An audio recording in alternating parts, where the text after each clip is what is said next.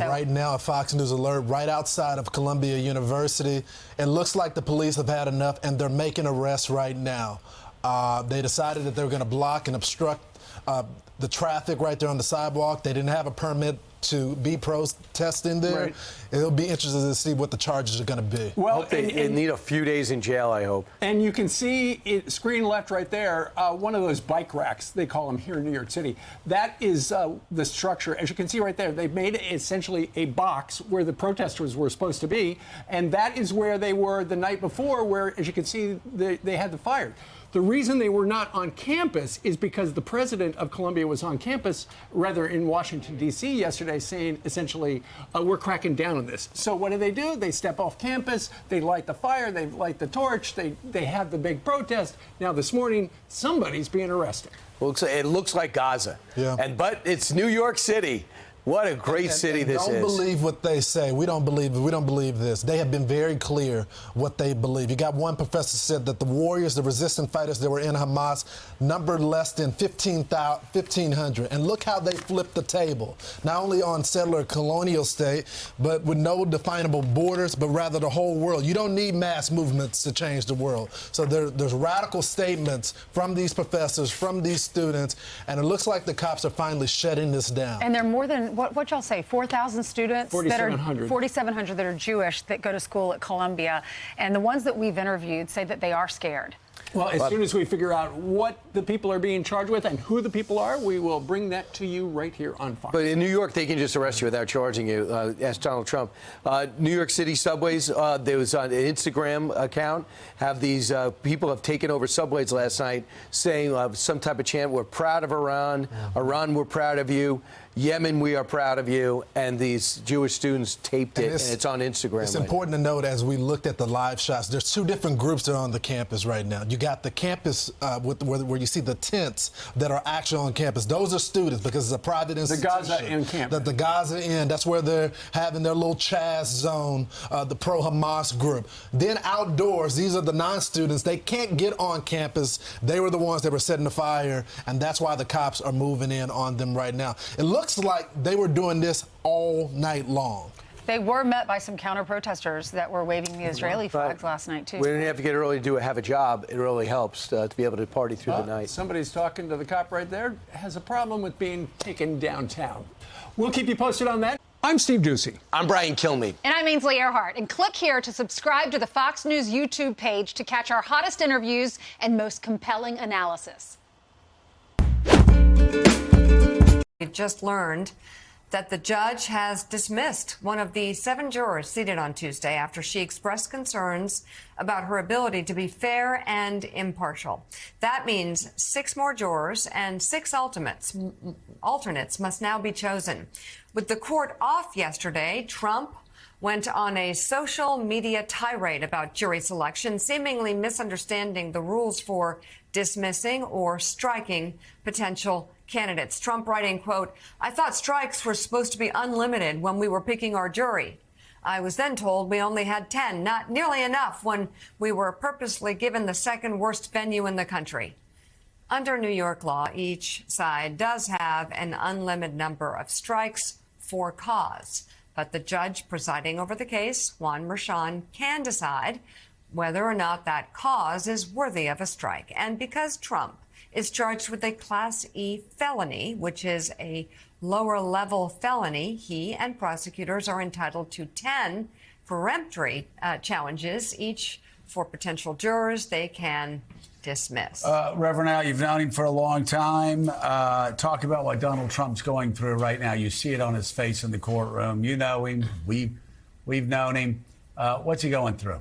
I think he has gone through a combination of humiliation and fear. I mean, he's humiliated because he's never been in a position where someone else was totally in charge of his movements and his mouth.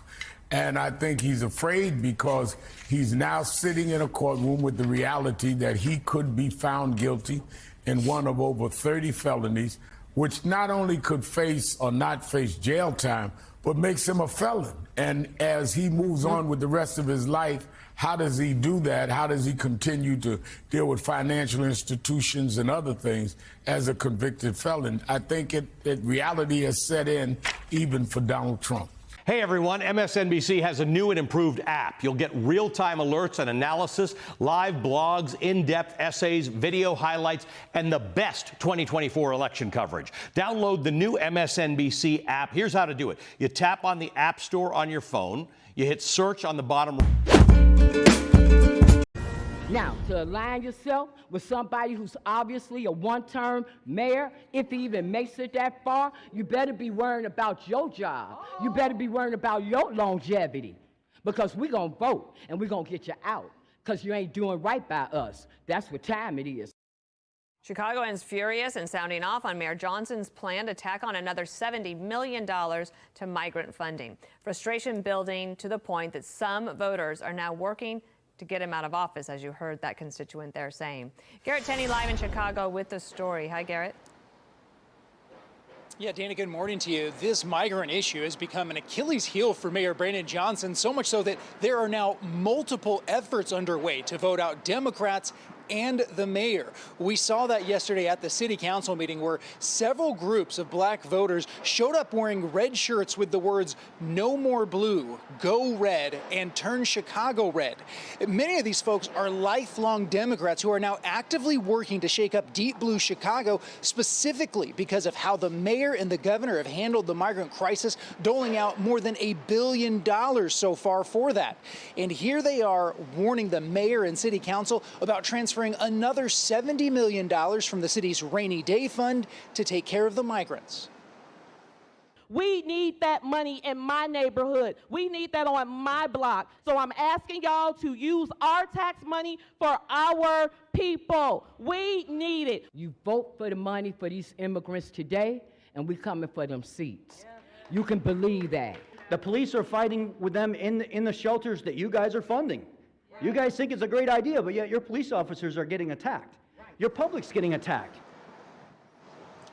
Currently, state law does not allow voters to recall Chicago's mayor, but after seeing how Mayor Johnson's first year has gone with the migrants and crime, a new group wants to change that by getting a referendum on the ballot this November that would pave the way to voting Johnson out. We're not taking care of Chicago citizens first, and that's what it's all about. The fact of the matter is that we've never had this opportunity to recall before, and it's very apparent, based on the mayor's abilities right now, or lack of accountability, that this needs to be addressed. Yeah, Mayor Johnson is dismissing this recall effort as a right-wing effort from folks living out in the suburbs. But Dan laughed at that, saying he's lived in Chicago for 33 years. He is an independent. And in the 24 hours since news came out about this effort, he said there's been an outpouring support from folks of all backgrounds looking to sign on. Dana? Garrett Tenney, thank you. There in Chicago for us. I'm Steve Doocy. I'm Brian Kilmeade. And I'm Ainsley Earhart. And click here to subscribe to the Fox News YouTube page to catch our hottest interviews and most compelling analysis. The German Foreign Ministry has summoned the Russian ambassador after arresting 2 men suspected of spying and planning sabotage attacks on military sites. German prosecutors say one of the men had been photographing potential military targets in Germany, including US military facilities which assist Ukraine. The arrest came as Ukraine's Prime Minister told the BBC there would be a third world war if Ukraine loses its conflict with Russia. G7 foreign ministers are meeting on the Italian island of Capri to discuss Ukraine's urgent appeal for more air defences and how to use frozen Russian assets to assist Kyiv. Well, let's start this hour by discussing those arrests in Germany. I spoke to our security correspondent, Gordon Carrera. Potentially a significant series of arrests by German authorities yesterday. They're certainly suggesting that today, with prosecutors arresting 2 men. One of those, it appears, had been spending some time carrying out reconnaissance of military facilities. The second man is thought to have assisted him, and then in turn they are thought to have been in contact with another person linked to Russian intelligence services. Now, some details are emerging about what they may have been looking at. These are military facilities inside Germany. But the suggestion is this wasn't just spying, just collecting intelligence. That's something that happens normally. But that they were considering, particularly that one individual, sabotage, carrying out some kind of explosion or fire at one of those facilities. And I think that's what makes this particularly significant and particularly different from, if you like, the run-of-the-mill espionage cases, which we've seen many of in recent years, including in Germany. And Gordon, tell me more then about the military facility. Why now? Why Germany? Well, it's clear that they seem to have looked at a number of facilities, so it's not certain if they had picked one particular facility to target.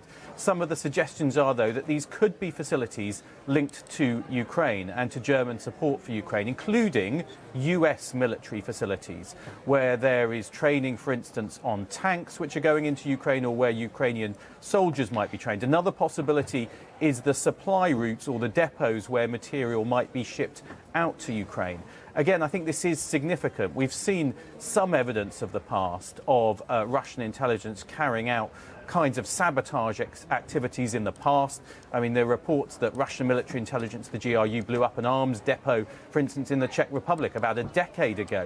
But carrying out something like this in Germany would certainly be significant. The suggestion is it's all part of attempts to undermine European support for the effort of Ukraine in fighting Russia.